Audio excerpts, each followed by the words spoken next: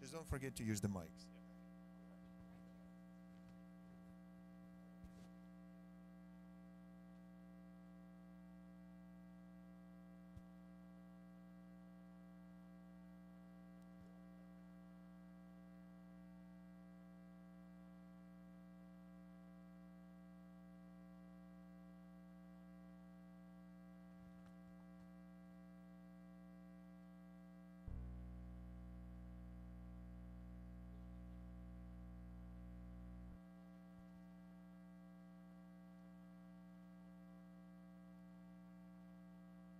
Hey, good morning, everybody. I hope you had a good sleep and ready for our next day. Today we have a digital day, and the first company that we have to present is called Razorfish, and we have two exceptional individuals with us today to represent this company.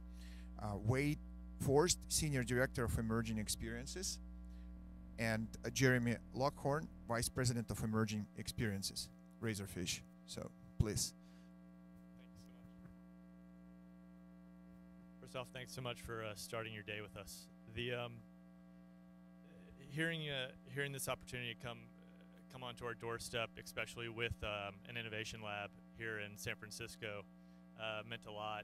Razorfish has been around for many years, and I think an important thing for the day, obviously in the trip, is about disruption in the marketplace. I think the fact that we're looking at a day being digital, I think is just kind of I think we'll look back and laugh, because I think many of this moving forward, everything will be led by digital.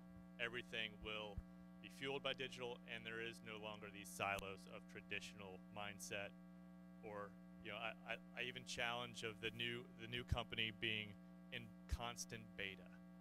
And so I think, and especially with the cast of characters and companies that you're looking at this week, I think you will understand that, and hopefully you'll glean a little bit from our deck today.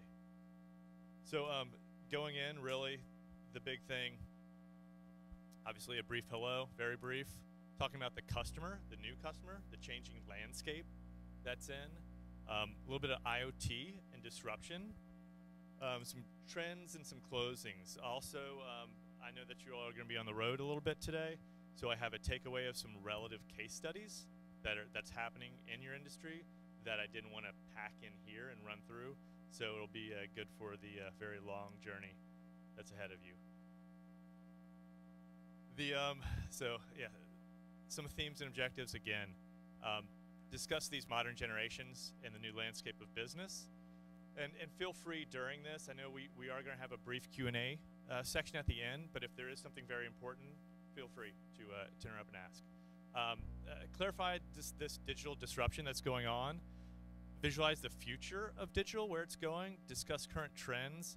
And again, these relevant case studies for takeaways. Really quick, I want to actually introduce someone that I'm very happy that he was able to come out here. Jeremy Lockhorn just flew out from Atlanta, but is based in Seattle. And that's kind of how a little bit of we operate, especially our collective teams. But Jeremy, if you can just give a little bit of an intro on yourself. I know that's always kind of odd. Yeah, no, sure. So I'm Jeremy Lockhorn. Been at Razorfish for about 18 years. So I've been in a position to see sort of both the company and the space evolve over a long period of time. Right now I'm running our emerging media and our mobile practice. So it's intended to be sort of a kind of a scout, work really closely with Wade and his team, and then also just sort of owning all of our offerings across the different mobile services that we provide, whether it's strategy, analytics, web and application development, media planning and buying, and so forth. So all the stuff we're going to talk about is very near and dear to my heart, and hopefully there'll be a few nuggets in here that will inspire you guys and sort of help you think about the space a little bit differently. Jeremy is the mobile guy in our group, within a digital group as well. I'm an odd bird. I tend to deal with the physical nature of digital, and that how digital is manifesting itself and how it's changing physical environments. So think of everything from digital out-of-home media to retail reinvention right now, to service reinvention. We're doing a lot of that for some carrier clients right now. How to change very old physical processes into very quick digital processes. Ali actually couldn't come out. This is a team member in Sydney that he helped craft some of these takeaways for you all. So he sends his regards. He will actually be at the Adobe Symposium if any of you are going to be there. So a little bit about us. Nothing can say it better than a reel. This new kind of mantra that we have of here for tomorrow, I think it really shows the beauty of that we are here to transform businesses in their nature. So we'll get to the fun part. Everything will be downhill from here. I'm just kidding. Agencies are known for their sexy reels here.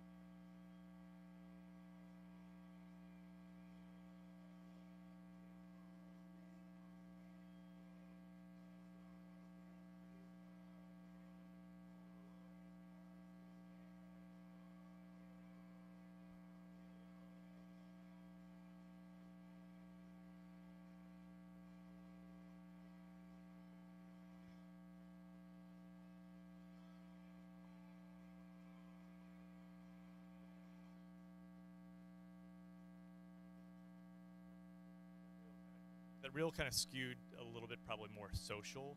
I think as a digital agency, we probably skew to more of the larger platform approaches. I think the sexy stuff of the consumer facing, the Audi cities, always show us in a very hot spotlight and dramatic spotlight. I think some of the work that we're doing today is very transformational in nature, but always doesn't make it makes the cutting room floor more than the sizzle stuff. So a little bit to that. We work with top 100 brands, obviously. The thing that I really like here is that our ad age ranking is super high.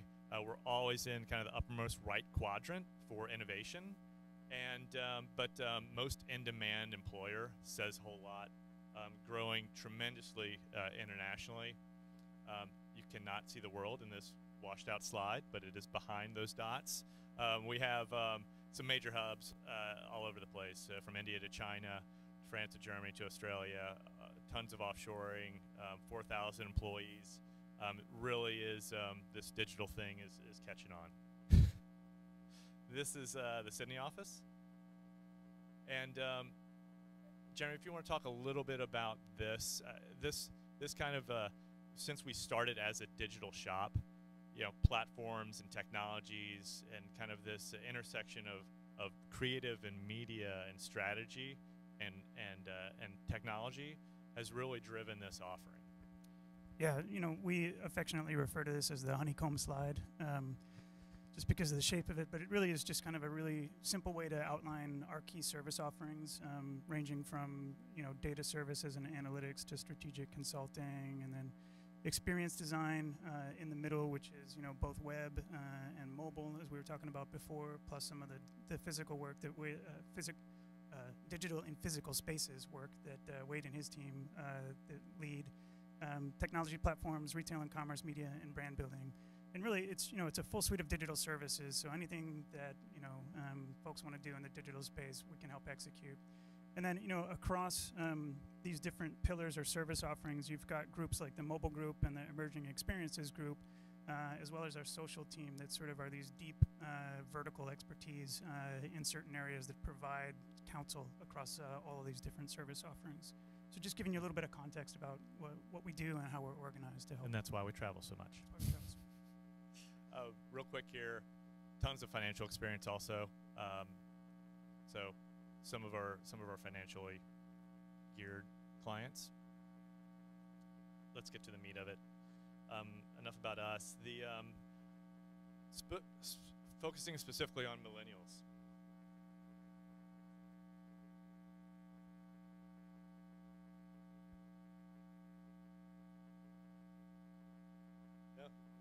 No, I'm glad you said that. I do have an example of some of our work.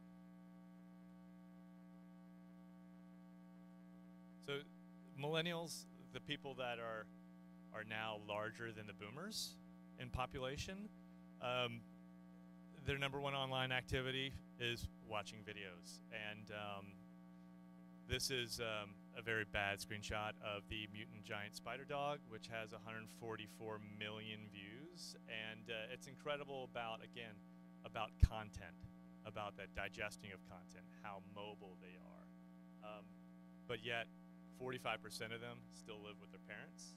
So this is an audience that is well educated, that is always mobile first and mobile focused, but they also have a lot of influencers in their life. Yeah, and the reason that we're talking about millennials and that a lot of people focus on millennials is not only are they the largest, they will soon be the largest generation with huge spending power, right?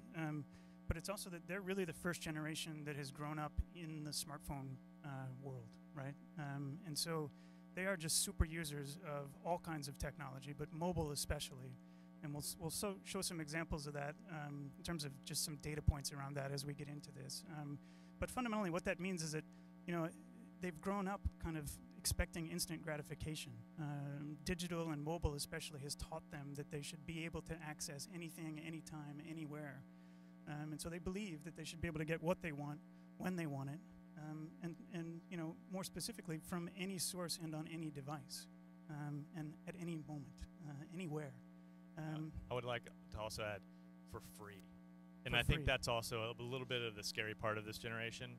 This is the Napster generation, so I just was listening to a podcast, if I can call it that, about this popcorn app that's out. That's basically a streaming service, so you can watch a movie that's at the theater right now, or your Games of Thrones or whatever, for free, all paid, no ad units, and it's expected. They're like, we know it's illegal, but we're tired of supporting these large companies. They're still making money, and we just believe that we should just have free stuff on the internet. And that's literally what they're quoting, saying, if I'm going online, I should just have it. No cost. Yeah, and it's like the value is shifted from things to experience, right? They're placing much more value on an experience than they are on physical objects for the most part. And that drives a lot of what Wade was just talking about. So, and because they're early adopters and they're so mobilely focused, a lot of these sort of disruptive startup companies like Airbnb, Amazon, it's hard to position them as a disruptive startup, but, obviously having a huge impact on the retail space, Uber, and so forth. The millennials are the first guys to jump on board with these, and again, they expect access and utility and entertainment anywhere, anytime. Just to kind of put some data points against what I was saying in terms of their mobile first, and they are huge early adopters of mobile devices. This is actually a Razorfish study that we did in 4 countries across the world. And what we found was that, and this is only one of many data points in it, it's called the digital dopamine study. If you want to go deeper into it, you can just search for that and find it on our website.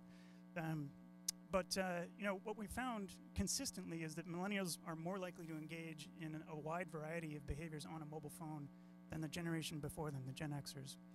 And I don't want to go through all of these in detail, but the one that jumped out at me is QR codes. Because at least here in the United States, I have been telling clients that QR codes are dead for like the last 5 years because nobody scans them, or I thought that. But you can see that millennials are reporting, almost half of them are reporting that they frequently scan QR codes versus 15% for the previous generation, Gen Xers. So that's just one example again of kind of how they're leveraging the mobile device to do new and different things. And then some of the retail things also are kind of interesting, like I frequently price check items on my phone while I'm in the store, and that my phone is the most valuable tool while I'm in the store, right? And again, it's just, you can see the numbers in terms of how much more frequently they are using these technologies than their previous generation. It truly has become an indispensable tool. So just some other really quick data points. We're spending about 5.5 hours on digital media per day. And the vast majority of that time, or not vast, but the majority of that time is happening on the mobile device. And then almost 90% are saying that the smartphone never leaves their side. Just a few other really quick ones. 38% prefer to shop online than in stores. 18% believe that their opinions are influential amongst their friends. Almost half of them are checking their phone 200 times a day, which seems a little crazy. But I'm probably close to that, but that's my job. So, and then 84% don't trust traditional media, right? So you can just sort of see the generational shifts that are happening here in terms of not only how they think about media and how they interact with the world, but how they influence their friends. And so to sum up, millennials are early adopters of technology. They distrust traditional media, as we were just looking at. And they've got a high level of respect for innovative companies. That's why they're going to the Amazons and the Airbnbs and the Apples and the Googles and so on and so forth.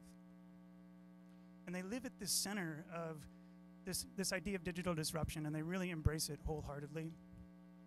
And that kind of leads us into the next section that we want to talk about, just this idea of digital disruption. What do we mean by that, and what are some examples?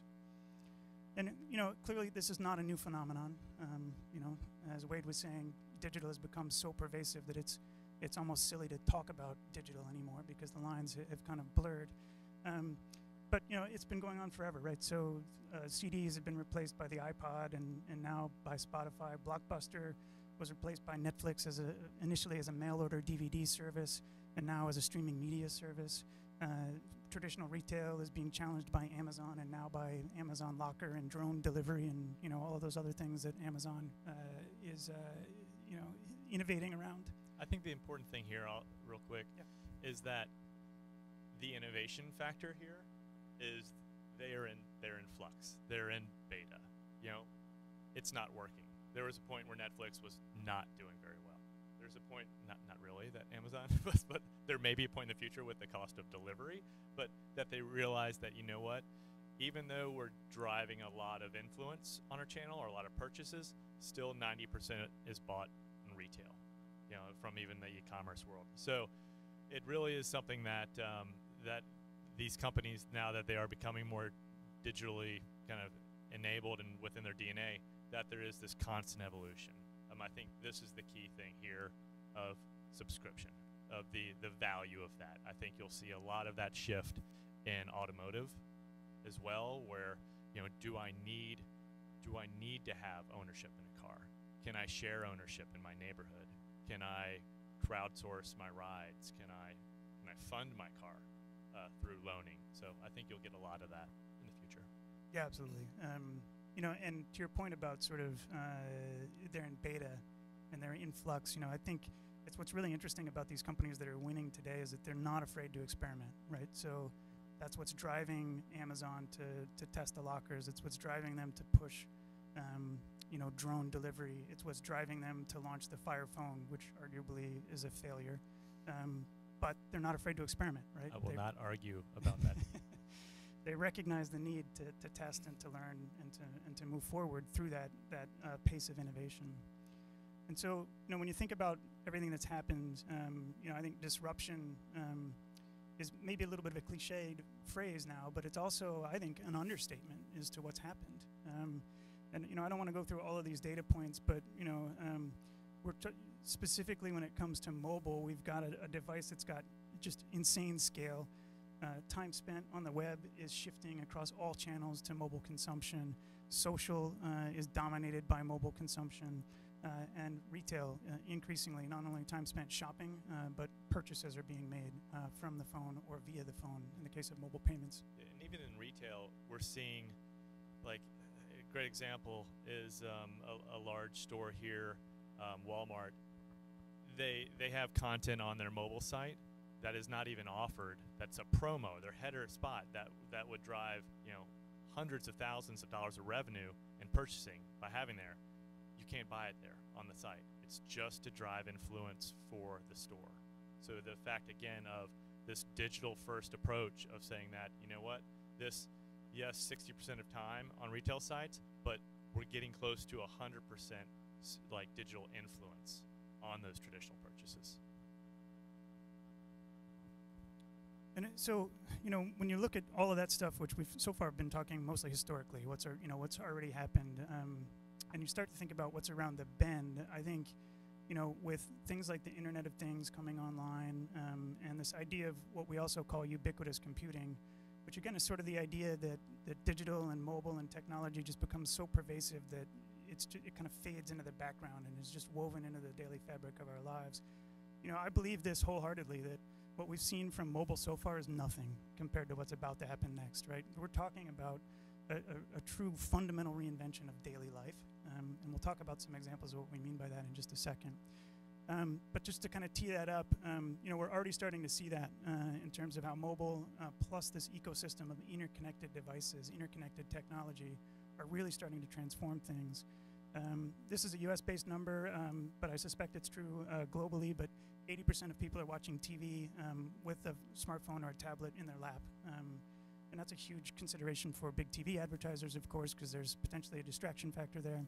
You're going to have a $19 billion wearables market by 2018 and 26 billion connected devices by 2020, which will generate around $1.7 trillion in revenue. So again, the volume of this stuff is just kind of frightening, especially when you think about the different ways that it's going to disrupt. And like I said before, we think this idea of ubiquitous computing is really going to fundamentally reinvent our daily lives and radically change consumer behavior in ways that we can't even predict yet. I just said we can't predict it, but we're going to talk about 5 ways that we think it's going to happen. We can at least give a shot. We can make some guesses at predicting that. Very well said. So this is the world that I love and I live within. So the line between digital and physical will continue to blur. I think an important thing that we're looking at and we're seeing so much of now is that with Jeremy talking about the seamless moment, right now we're seeing a lot of heads down moments within mobile, be it in stores or in experiences. I think passive moments and smarter moments are truly where the future is going to go with digital. A great example, Audi City. It's a start anywhere, stop anywhere concept. There are going to be about 20 of these around the world. You saw in the reel, 70% increase in sales, traditional. This is not the Tesla approach to car shopping. This is not a brand to consumer. This is still a dealership play. This is a platform. This is to go into low to no inventory, city center, and have influence to get digital influence, get people to purchase so that they can buy a build-to-order 80,000 euro car and be okay with walking out with nothing. 60% of people don't test drive, which is absolutely crazy. And I thought so this launched in 2012 with the Olympics. I thought it was going to be a bunch of Audi files going there saying, hey, this is going to be part of my product journey. 90% conquest at the London one. This is Piccadilly Circus. You don't buy cars at Piccadilly Circus. It's like going to the wharf and getting a Red Bull and stuff like that. You don't You don't see seals and say, you know what, I'm going to buy a car. But that's what's happening here. It's incredible. Again, this digital manifestation within a physical environment and blurring the lines, the starting at home, continuing it with your mobile experience, fantastic. So this is E3, if any of you all are gamers. This is something incredible that's going on right now from Microsoft that will definitely be better than any Fire product. Oops, pardon me, let's see here. Misclicking, my apologies. Let me get to the good stuff here. So Microsoft bought Minecraft, which was like, really? They bought Minecraft? Until you see this. So this is their new HoloLens product and wearables. Now think about how this will disrupt everything from gaming to television to what devices you're looking at. So this is fairly understandable. Now the difference with HoloLens compared to like an Oculus is that it is a mixed reality experience. So it is not an encapsulated, I'm shut off from the world experience. You can see your environment and what's around it, and you're augmenting content around it. So you can see the only thing that is the hurdle to me is that people look a little ridiculous wearing these large headsets right now. So this camera actually has one of the HoloLens on it so that you can see basically what the other people see on stage.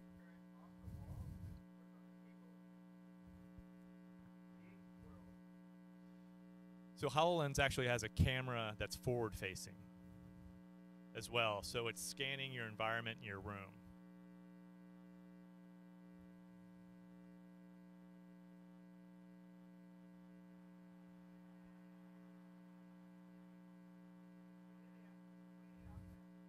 So, and this, I could literally watch this for hours. It's incredible. Now think about where that's going to take a TV show. You know, if I'm watching Games of Thrones and there's an archery fight, are the arrows sticking in my walls? Does it recognize the next day when I walk in and I put the HoloLens on that those arrows are still flaming on those walls and I see them but my wife doesn't see them with the HoloLens? And how odd is that breakfast going to be? You know, sitting across wearing these things. But I think the beauty is that this approach of mixed reality is completely going to change service calls, completely going to change at-home content digestion, working relationships with tours. You know, think of how this could help even to manufacturing. It's incredible the benefit of mixed reality rather than just virtual reality.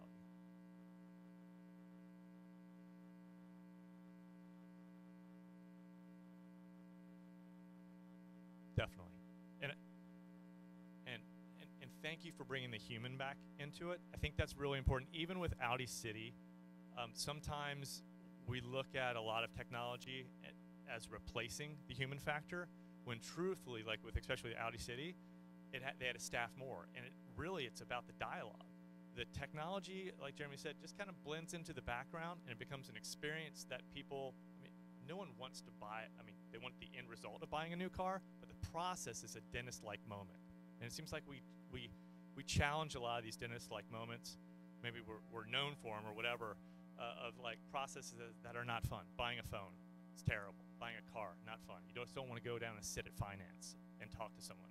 So changing that and having the friction removed and actually hearing them talk about the brand, hearing them talk about the stories, letting them sell better, because I think we all understand, like, or have experienced maybe a couple times in your own lives where they truly have been sold properly. Now that you can listen and they can do their job because you're uniting, an experience with proper selling and dialogue, that's why Audi City and these experiences are succeeding so much. Yeah, so to Wade's point and to the question, I think the human element is clearly a really important part of all of this. And just to kind of build on some of what you were saying, I think the idea of telepresence or sort of virtual presence, I think, is really interesting from both a family and a sort of consultative selling perspective. And it, just sort of just a quick example that I'm not a fan of the technology necessarily, but we had an interesting conversation at CES this year with somebody that used it, and that is you're seeing a lot of people experiment with telepresence robots, and some of them are really simple. They just put an iPad on a pole that's attached to wheels, right? Is basically what it is. But the person who's on the other end can control that and move it around a physical space, and then it's got a FaceTime camera that's enabling you to chat with this person remotely. And so we saw this at CES, and we were kind of making fun of it. And then I ran into Shelley Palmer, who is he's a popular tech blogger here in the U.S., and he reports for one of the New York's Fox affiliates as their tech reporter. And he was telling me that he couldn't make it to, I think it was like his nephew's graduation or something like that, and somebody had sent him one of these demo units just to ask him to blog about it. And so he sent the demo unit there, and he virtually attended his nephew's graduation and said it was fantastic. Like, he really felt like he was in the room, and it was like a game-changing moment for him. And so, and that technology is nowhere near as advanced as what we're talking about with HoloLens, right? So I think just the combination of that, the technology sort of blending into the background, like we've been saying, is really going to kind of continue to change things. But getting into our next one here, that is making instant gratification obsolete. So as I said at the top, millennials really are expecting to get access to anything, anytime, anywhere. We've trained them to expect instant gratification. And it's only going to get worse because, all of these technologies are beginning to build towards predictive nature, right? And answering the question that you are thinking about before you even ask it, right? So Google Now forever has been, not forever, but for the last couple of years, it is forever in our world, yeah.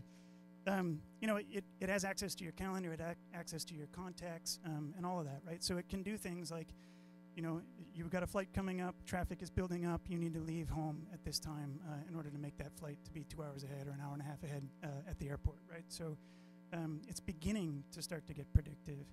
But both Apple and Google in their events last month, or earlier is it July already? It is July. Last month, both announced new predictive features that are coming in the next iterations of their Android and iOS software. So the examples that Apple threw out there were, it knows that you go for a run every morning. And when you plug your headphones in at 7 in the morning, it's going to pull up the music application with your favorite playlist automatically without you having to do anything. And then in email, it's going to know who you regularly email just by tracking the history. And as you start to input names, it's going to pull up other people that you usually CC when you talk to those people via email, right? So it's, again, solving that need before you even ask the question. Here, it's going to take your calendar and do things like, kind of like what we saw with the Google Now. You've got a dinner reservation, you need to leave by 9:56 in order to arrive on time. Just, again, sort of predicting before you even ask for it. And then Google's take on that in the next iteration for Android M is it can monitor the text in your text messages. And so in this case, we're going to check out the movie Tomorrowland tonight. Trailer looks good. Do you want to join? You just hover over the home button or hold on the home button, and up comes what they call Google Now on tap, which is like it recognizes the Tomorrowland movie from there, pulls up information on the movie, and offers you a trailer kind of right there. So again, you don't have to go and do the search for it. It's recognizing it and surfacing that content before you even ask for it. And I think an important thing is people are okay with this. I remember when Gmail first came out and said, oh, they're serving me up ads. They're reading my email. I was like, oh, that's great. I'm just going to, and I would always throw in like these odd keywords at the bottom of my emails to see, like to my friends, see what ads would be sent back to me. But the fact that they're doing that and people are okay with always on, like the always on listening, everything like that, and that people are just okay to have a Xbox that's recording everything that they say and pushing it up to the cloud. That people are comfortable about that now is incredible. And just from a ease of use, like the fact that, when we were just at breakfast down the street, it came up and said, hey, time to leave. You're going to be, for 15 minutes early. And it knew. It knew that for somehow this was a business and a meeting and I needed to be a little bit early. But that knowing part of it, again, and more passive and more about data and content. I don't think the thing that I haven't truly seen success in is voice. And I think that's where the technology approach fails from the traditional approach. Traditional approach, voice is always like voice, tone, brand. How are you talking to them is like, you know, paramount. Here, it's just content. It doesn't have that unique voice. Is that the way to talk to the person? Can I add a bit of humor in there? Do I add humor more in the morning, or if I know they're stuck in traffic, or do I add it in the evening when they're at home? So that inflection is something that I really haven't seen done very well, I think, which is very important from that kind of lifestyle consumer brand.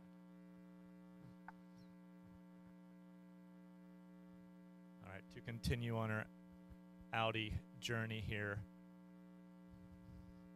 So you talk about context. This is a great media campaign that we did. Bless you.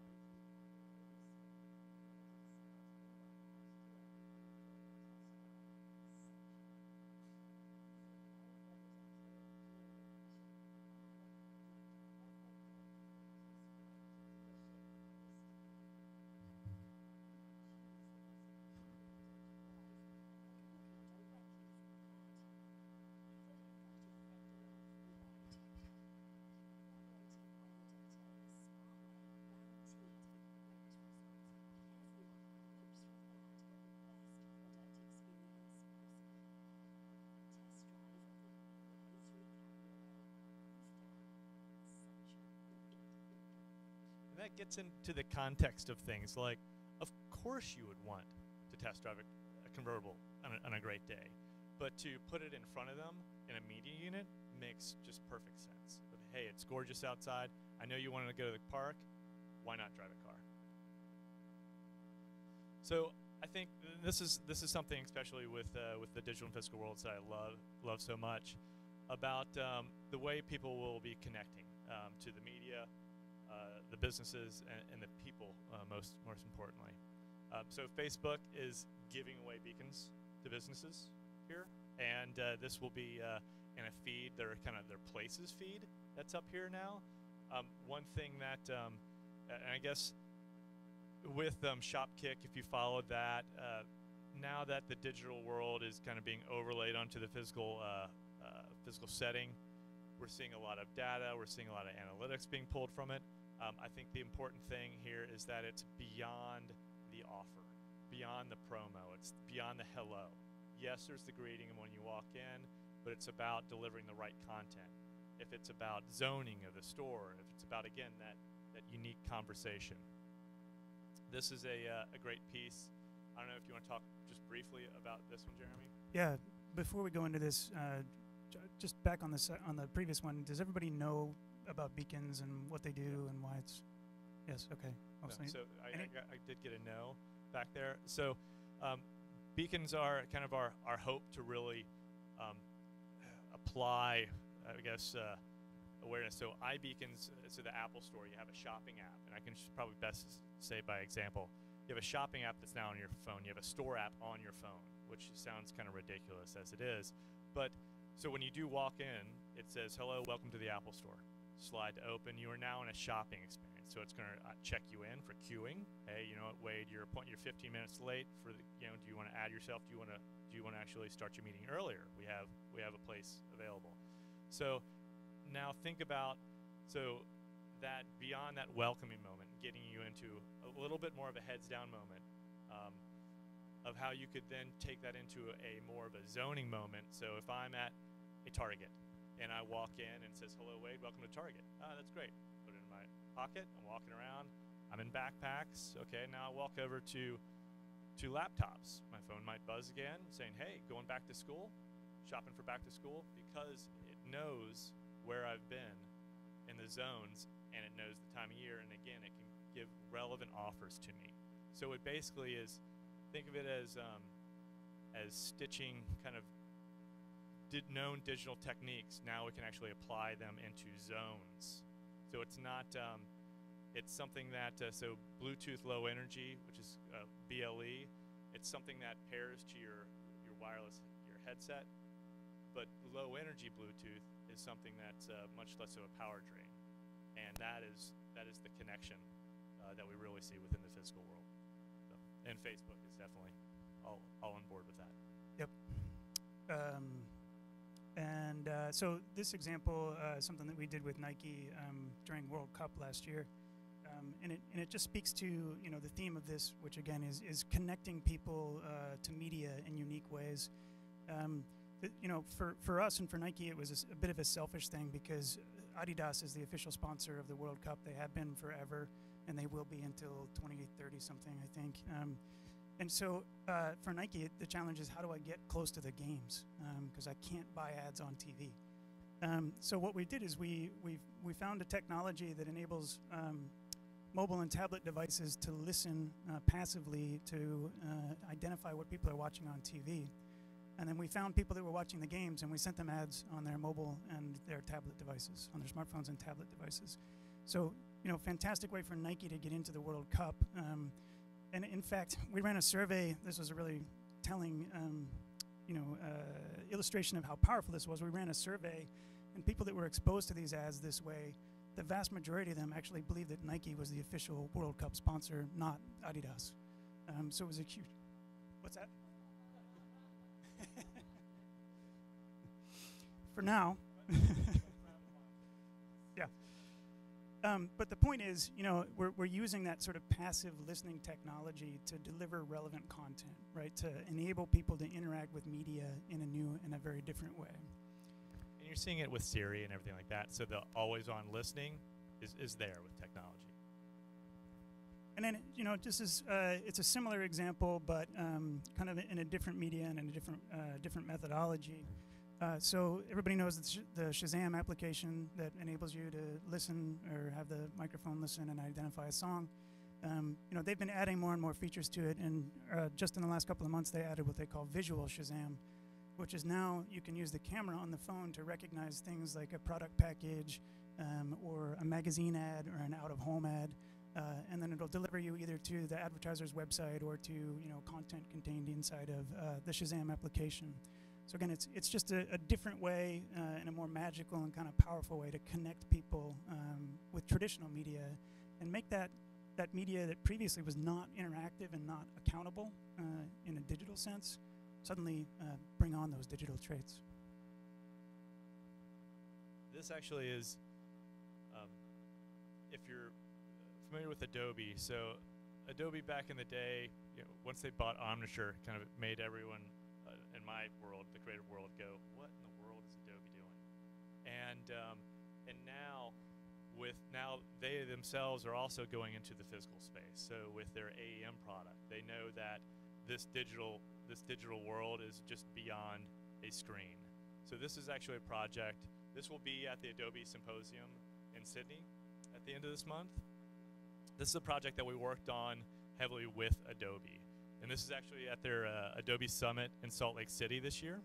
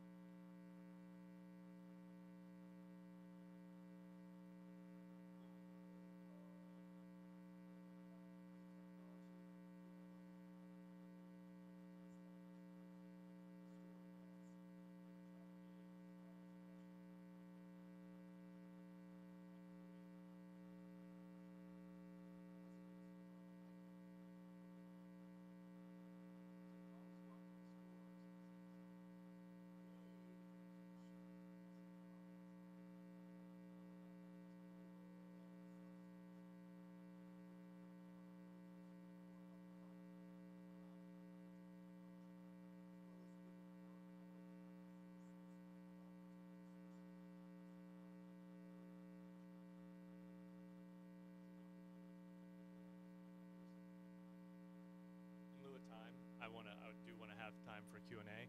I'll follow up with that video for a link with you all. But again, it's more of that contextual aware environment. So it has a customer loyalty app When I come into the store, it knows either what I might have been browsing, what I abandoned in my shopping cart, how I price things. It's going to empower the associate as much as it is me. It's going to be passive.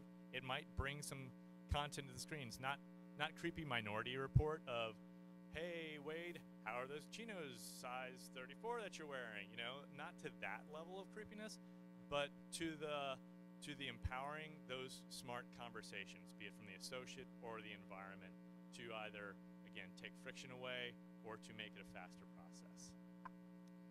So the next one is all about sort of liberating data and metrics that previously were available to only professionals and usually in a lab environment. So this example here is an iPhone accessory from a company called iHealth. It's a pulse oximeter, which is a piece of equipment in a hospital that is thousands of dollars.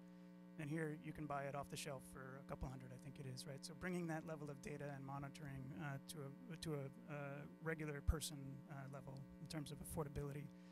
And similarly, like you're seeing that same sort of thing get applied across a bunch of different verticals. So here is a wearable that will help you optimize your golf swing. It'll measure, the telemetry of the swing and all of that kind of stuff, and give you recommendations about how to improve that. And again, like, back to Nike, like they've been doing this kind of stuff with Tiger Woods in their lab for, decades, but the technology has just been so expensive. But now it's, for everyday consumers. It is going to slow down your go. I think again, anyone Nest users or connected home or any believers in that, I mean, it especially at CES, I mean, the fact that they had a connected crock pot, which is something that you should turn on and not think about, but the fact that they're coming up with products that you shouldn't think about, that you want to think about and want to keep an eye on, is just hilarious. But so much is going to be customers are going to have control over, at least have input into. I think there will be a point where it just becomes too much, so much content, and then we'll get into a platform of dashboards that likely Google will win over. This is something great. So Nurio, this is a product that clips onto wiring within your breaker box.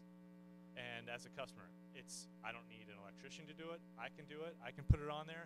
I'm gonna have a dashboard to understand, how am I spending power? What lights are on? What power may be draining right now that I can just be in charge of? Again, it's something that it goes into responsibility, but again, this kind of like this messaging of like savings, and again, it's something that all these things, and I guess this is the beauty of data, and especially for this audience, is that they love this. We love the visualization of data. We love historic information, where we were, what we saved, and even as something as not sexy as a power bill or power. This isn't even a power bill. This is just what I use. The fact that people are so interested in just what I use on power and their footprint. This isn't, greenhouse gases. We're just talking about, is my light on?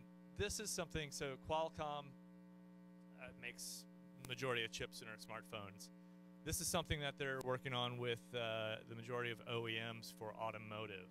And so the things now that are powering our wonderful devices and our supercomputers in our pocket are now going to be brought into automobiles. So you see a lot of these devices you throw into the port for listening. In the future, all of this will be embedded. The only thing, this part of it, vehicle to vehicle, sure, that's important. We kind of have that now. Vehicle to pedestrian is interesting. So smartphones to cars. Wade, you're about to cross the street and you're going to get hit. Not that I would want to look at my phone right before I get hit. This is really interesting. This gets into, again, that physicality of digital. But this is the sweet spot here of vehicle to cloud and fueling apps. So now we have these vehicles that are just, again, LTE or faster powered content. They're pushing up tons of raw data that we can use within our apps. Yeah, and just really quickly to build on that, Volvo is actually experimenting with that already in Sweden. They've got a fleet of around 1,000 cars that are equipped with this, and they're using it to monitor road conditions. And when the I'm going to totally mess up what the in-car technology is, but the technology that monitors the traction inside the car and then fires the different wheels to keep you from slipping on ice, whatever that's called. When that gets triggered, it'll send a notification to the city's municipality who's responsible for, cleaning up snow and laying down salt and all of that to say, there's an ice patch right here on this highway, right? And so that sort of thing where you're just leveraging that sort of almost crowdsourced data is really going to reinvent not only like safe driving, but also how cities manage their fleets that are responsible for maintaining roads. Yeah, even to that point, like the popularity of Waze, that it is a crowdsourced, traffic. Hey, there's a roadblock here for police. There's a speed trap, or do side streets. Although there are people that cheat on it to get people off the interstate to speed it up, but which is fairly evil. But again, this idea of connected car, and I think right now we're all reaching for these solutions and objects and wearables that in the long run will be embedded for sure. We have just a quick time check. I know, is there a hard stop for everyone? That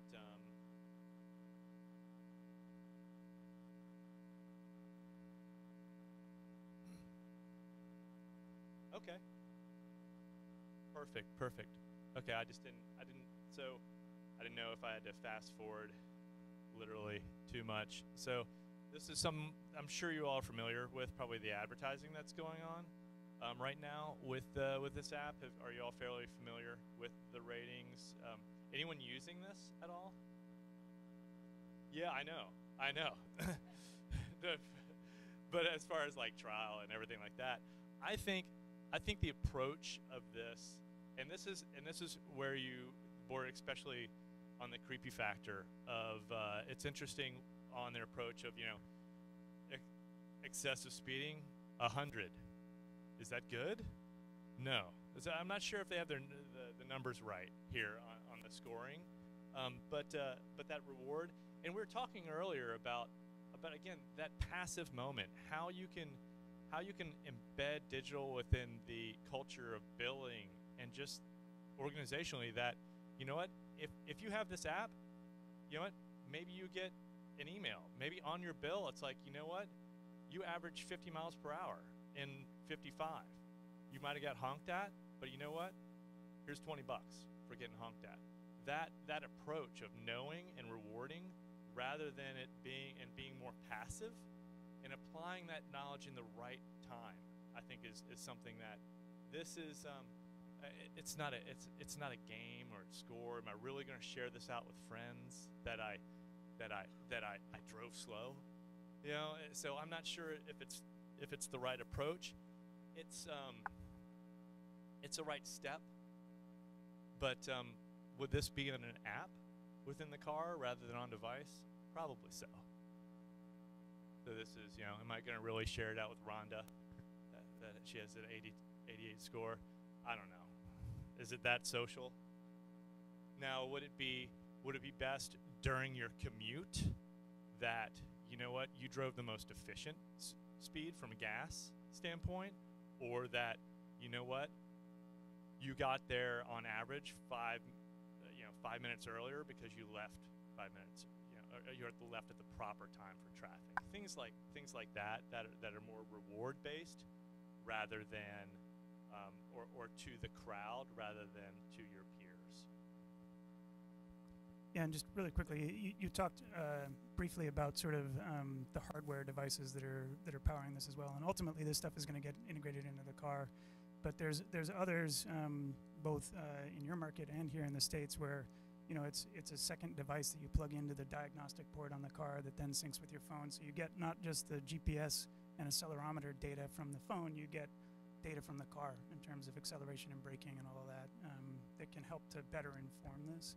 And there's a company here in the US called Metromile that's actually using that kind of a technology to reinvent the way they price their auto insurance. So it's based on a mile, your actual mileage, as opposed to your theoretical mileage.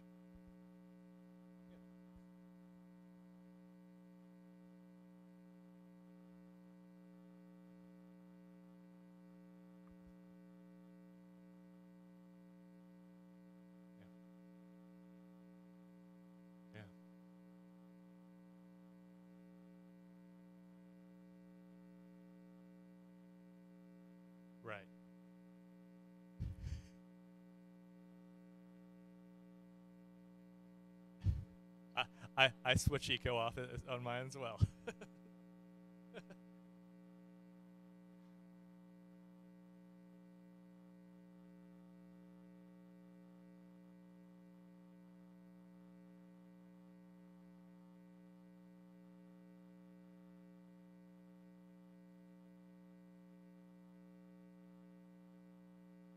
Yeah, you know what, and that's something that I'm trying to think of just top of head. I know that, so we're doing a lot of service transformation work right now with a large carrier moment. That is, a lot of it is also around billing. A lot of it is around self-service, because the majority of, like, over half the people that come into their retail setting come in for service instead of sales. And so what we're doing now through messaging and everything is about empowering self-service, but in a way that makes it feel like empowerment, not, hey, don't call this number. And so that one, I think, touches on that. I mean, I think the fact that you're going, yeah, are you all going to Uber at all? Have you been to Uber yet? I think that's something that effortless and delightful go into. I think Uber doesn't necessarily do the best job on the listening side. So if you do have an appointment in your calendar or something like that, be it more ingrained of, like, you know what, if they see that you're more embedded on that app level. So if they see that, hey, Jeremy, we're going to go see that movie. Hey, you know what, ride in style, you know, get a black car, have a couple drinks, there's a pub nearby. You know, being more proactive about it, I think, would be good. Yeah, and just to build on that, like, I don't know that I've seen research necessarily. It's I think it's more, I've seen examples of companies that are doing it better than others, and you mentioned a couple that I think are really interesting. Back to Nike, you know, not to continuously support Nike, but, you know, I think the Nike Plus, the whole ecosystem of applications there is a great example of, like, working out can be a chore, right? And it's not just tracking how much you ran, it's giving you points in terms of Nike Fuel. It's enabling you to share that socially. It's encouraging you to outrun your friends, right? Like, it's finding ways to motivate you rather than sort of make it feel like a chore. That's a good point, and especially how social it is. I mean, you see, I mean, I know all my friends that are runners just simply because of how lazy they make me feel by them posting up all the runs constantly on Facebook, and it drives me nuts. But does it make me want to run? No. If they chase me, maybe. But it does give a halo effect to the brand for sure. So again, I think social is crucial to it. It's just the right, like, the message. How, you know, do I really want to broadcast that? Yeah, I would be fine, because when I get to work, you know, I time it. I'm Germanic like that. I'm like, yeah, I made it in under 40 minutes. I would be fine if my car shared that. With a eureka moment of average speed, likely not a good rating on you know, a friendly rating, but you know, that moment of joy for me, I would be fine with sharing. That's what a runner is delivering. So I think my worry, because I'm a complete car nut, is that all of these technologies are taking the emotion out of something that, especially like with the millennials, for the first time, buying a car isn't their expression of freedom. You know, it's their mobile phone, which to me is just nauseating. Of, like, a car is not an expression of their personality or the destination of where they want to go. It's this, and I think it's truly is up to us to try to get out of this world, the screen world, and deliver some great content and experience, be it in car, be it rewarding through, like, a run-based thing, so that automobiles can be fun again.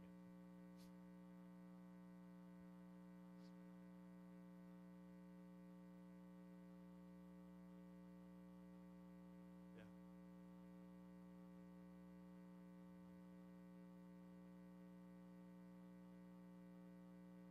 No, and yeah.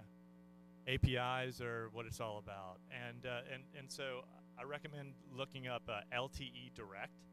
So it is taking the API approach and putting it on the network. So we're talking now about an approach that if we're all in a room together, so with, and this is a Qualcomm product, how many people have LinkedIn on their phones? Okay, Facebook, that little app. When I come in the room, I might be alerted. Hey, Wade, you know what? In the room, there's 3 people that are connections to you. There's 5 of them that are second connections. 1 of them is a friend. Like, the fact that, and the network is pushing that down. Then you're talking about an ecosystem of apps that's automatically talking.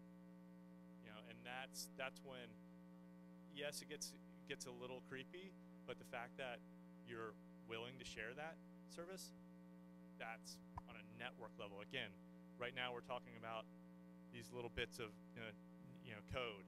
When we get into a network level of thinking, that's when we're going to really see some powerful experiences come to life. Yeah, and I think in the near term, so LTED is what, like a 2018, 2019 rollout they're thinking. But to your point, it's super interesting for that very reason of the interconnection. But again, both Google and Apple are increasingly making it easier for apps to talk to each other like that, right? So that was a huge benefit of Android versus iOS until about a year ago, and Apple recognized the need to do that and has been rolling that out. So now you're seeing, the ability to use third-party camera filters inside of the native photo application or camera application and all of those kinds of things. So I think that you're exactly right. Like, that's a huge opportunity to leverage sort of that interoperability and turn it into an ecosystem of interconnected things.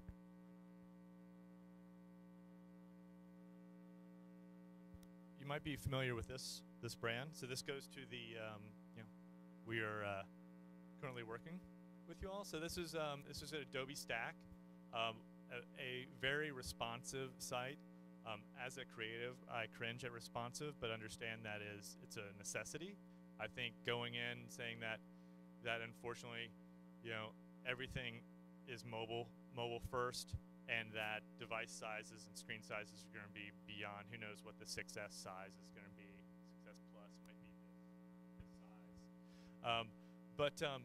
This approach is again a customer-centric starting anywhere, stopping anywhere approach. So if I'm going to be, again, on a commute, it's incredible. I was at who was it? Adam Silverman with Forrester did a stat on mobile usage in car, and I was staggered. It was like something like 40% of mobile use is in car compared to at home, which is tremendously strong as well. But and it's not just drivers. So think about passenger as well, or they're filling that time with a ton of mobile data. Starting this process, be it pricing, sign up, and then continuing to a desktop experience that you might want to print or truly price or put your credit card into. I think the payment part of things, mobile has really gotten down. Take a picture of your credit card. We're going to put it in there. Make it easy. Is that Airbnb or Uber? Or both? Uber. So this is a project that we launched with one of your companies, and it's again heavy Adobe Experience Manager, analytics, and then the approach would be to put Adobe Target in place, so where we can really do a lot of kind of continual optimization on the leads going in. But the gentleman Ali understands this very well, and if you do go to the Adobe Symposium in Sydney, definitely bend his ear about it. It is a pure platform play, as sexy as some of the other brand work and the retail work that we do. This is our sweet spot. This is the consulting services and understanding and being mobile first and putting platforms in place and optimizing. That's why. Yeah, and just understanding the plumbing to make these experiences seamless across all of the devices, right? Like you said earlier, like the ability to start on desktop or on mobile and transfer it to the other device. Like, that's just the expectation of the consumer. Yeah. Making that work is hard, right? And tools like this enable us to do that in a pretty seamless way. Yeah, and I think it's just the customer, especially the millennial, expects that. They expect that once they go to the desktop, it's there. Once they go into a retail setting, either the associate knows or they know, and it's not they're not getting the same messaging at different times.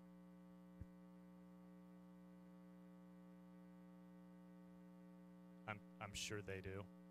Yeah. Very, very recently. Yeah. I know that they're continuously optimizing leads. I think that side of it, I'm sure we can get some information on. I'll make sure to give Ali's information. Actually, his email is on this leave behind. That'll give you. Yeah. As much as I love analytics, I'm not the guy. But I think this where it's leading is again, the personalization on that is something that's super critical. And again, as much as we are back end, UI is something that, I mean, the fact that like Delta is one of our great clients, and the fact that we've been able to radically simplify, that's something that I think our architects do a tremendous job at Razorfish, and they're always trying to challenge, like, how can I streamline something? It's very hard to do things simply.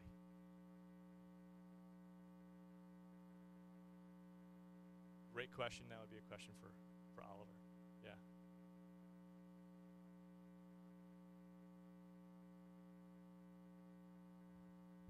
So we kind of wanted to start to wrap up here with just sort of a summary of some of the trends that we've been talking about, and kind of how we tie it back to financial services and to your business, in particular.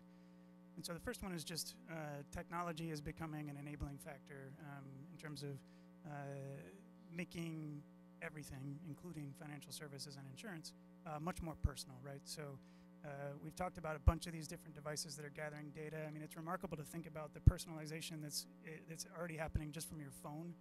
But as more things like Fitbit and the connected boxes in your car and Nest Cam, Drop Cam, all of those kinds of things that are feeding data into the ecosystem, continue to get connected and come online, it's just going to increase that level of personalization and enable us to know our customers and our prospects in a much different and much more powerful way. It's we have to figure out the right way to use that data in terms of not going too creepy, as Wade was talking about before. I want to be target. Even though they're a great client. I mean, I think that especially data mining, there is the border line of too much. When you're marketing so well. So throw in. I always mention the target example for the pregnancy piece of knowing that someone's pregnant before their family knows, or they even knew that they're pregnant based on their shopping habits. Now, could they have avoided that by throwing in a Weber grill or something else? So bring in a little variety into some randomness into it as well, because we all and we joke about it because we do a lot of retail stuff. We all think that it's a funnel. We're getting there. The thing to not forget is that the mind loves distraction and loves these. We wouldn't, if you just look at the retail environment. Look, you're walking by, checkout, and you are bombarded by buy me candy, buy me magazine, buy all this great stuff that your kids are going to want and that you don't need. But in that shiny object of pushing you through something, even in marketing, be unexpected. Don't always think. We call it kind of the purchase pretzel. So it's starting where, stopping where. You're looping all around. It's not this great funnel of yesterday of I saw an ad, I talked to my neighbor, I went in, I bought the product, I put a review. It's this hot mess that can lead anywhere, and that can also be influenced by other objects. I think Amazon probably does a great job at it, but probably too good. Don't ruin those delightful moments in a funnel. Always add some content in there. So, all of that data ultimately is enabling this transformation from sort of punisher to rewarder, right? So, in the capturing data from the safe driver example, we talked a little bit about how that one's not quite doing it right, but ultimately that is the promise. We can use this data to shift the perception from this like annoyance almost to like, because I know so much about you and I know your habits, I'm going to reward you for the good behaviors, right? And then finally, we talked a lot about disruption, and just in the interest of time, I'm not going to go through each one of these examples. But again, it's happening in a wide variety of ways, and it really is enabling, like we said before, kind of new ways to interact with consumers, whether they're your current customers or your prospects, leveraging all of this ecosystem of interconnected devices. And then finally, disruption. And again, this has been a theme running throughout. So it's about financial services shifting from well, not shifting, moving towards much more of lifestyle, right? So kind of like what we're talking about with punishment versus reward, just finding new ways to sort of integrate with the lifestyle. This here is an example of peer-to-peer insurance where, as I understand it, the way that this is working is that part of your premium goes into this bucket that you share with multiple friends. And then it's sort of like that becomes almost your, what do they call it, your deductible. So if you have an accident, you can pull from that pot of money. And if you don't have an accident, then that money goes back and gets distributed back to everybody. That's kind of like Uncle Sam. I don't want a big check because that just means that they've been holding my money. I think all of this leads myself one very scary thought, and I hope this kind of resonates and kind of rattles around a little bit for the week. Will brand loyalty become extinct? I'm a brand guy. I'm a creative guy, but especially with tools and technology in place that are about an experience, not about brand, and how fast and willing these audiences are able to drop a relationship and pick it up. So this switching economy here, $6.2 trillion worth of revenue, waiting for people, changing their loyalty from one brand to the other. So this isn't just about conquest. This is about abandonment. This is about innovation. This is about, and we all know, the MVP process and like product development and that most viable product. Like what is it? I think what a lot of these companies that are disrupting this and that will win is how can you become the most loved product? What is that core piece that people really love about it? Yeah. So, is that something that's going around? That's good. That's good. Yeah. It's also one of the hardest things. Yeah. So okay. And that okay. Good night. No. Yeah. Yeah. But.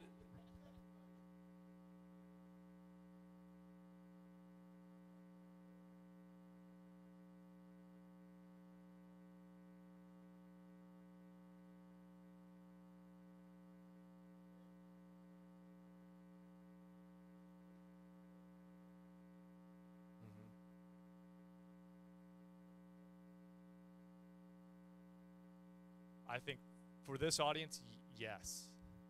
I think for this audience, for sure. And I think it's even a trait to the businesses.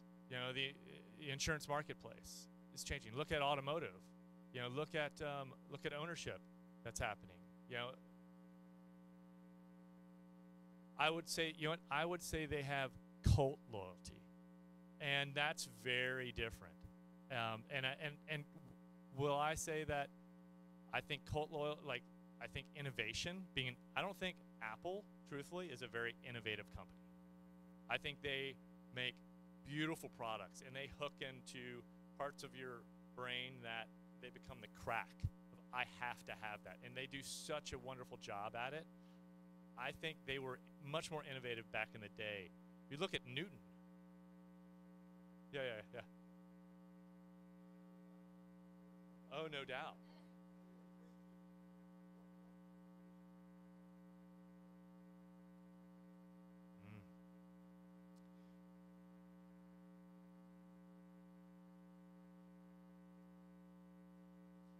But it's dying. Yeah. Well, the usage of Facebook into the younger audiences, they're like, and I'm not sure if that's because the people that it's dwindling are like, you know what, my mom and dad are on Facebook. I don't want to be there.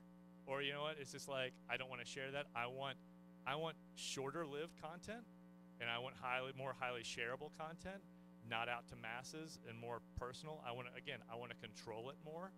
I think it'll be interesting to see where companies like Uber go that are founded on innovation and disruption. Like, how will Uber change delivery? Will it truly compete with Amazon Prime and things like that? Can they get over it, or will they just be like, wow, they did it first, they disrupted it, and then everyone caught up? You know, surely all these yellow cabs aren't going to go anywhere. So who has the best infrastructure? Who can provide the best experience? I don't think we've seen it yet with these companies to do it. I think, if anything, you see large companies like Amazon that are willing to take, but even Amazon, we don't look at them as an innovative company. We look at them as a challenger brand to retail, but truthfully, I don't think anyone really looks at them as an innovator. I'm not sure if there is an innovative brand or disruptive brand that's lived long enough. I don't know. You know, maybe in previous generations, possibly, that truly challenged the status quo of something. I think Tesla might become that. And I'd say they are they're an innovative approach. I think Elon is that responsibility there. You know, and I think again, that's a cult too. And I think that goes to like Jobs and Elon. You need those leaders that have that people can rally behind. And I think we're seeing it a little bit with one of our clients, T-Mobile, with John Ledger, where he's like, his press releases, he's dropping the F-bomb on all the time, and it's just like, this is a CEO? And it's hilarious. It's great to watch. It's truly entertainment. But I think a little bit of that is needed. But I'm not sure if we've really seen a truly disruptive company go through enough time to understand it, which is great. I look forward to see what happens, especially to Uber. Yeah, I wish formula for it, you know. But it feels to me like it's a combination of a lot of the stuff we've been talking about. Yes, pushing some innovation in smart ways, understanding how technology is changing their lives, and how you as a brand can not only market to them in those channels, but become useful to them in those channels, right? Deliver value in terms of whether it's making interconnections like we were talking about before, or doing things like what Nike has done in terms of Nike Fuel and some of the interconnectivity between the TV. I think finding ways to provide value and utility is part of the puzzle. It's not the whole answer, but it's a piece. I think we're about to get the hook here, so I'm gonna maybe. Yeah, definitely. Yeah, thank you for your time. Yeah, definitely.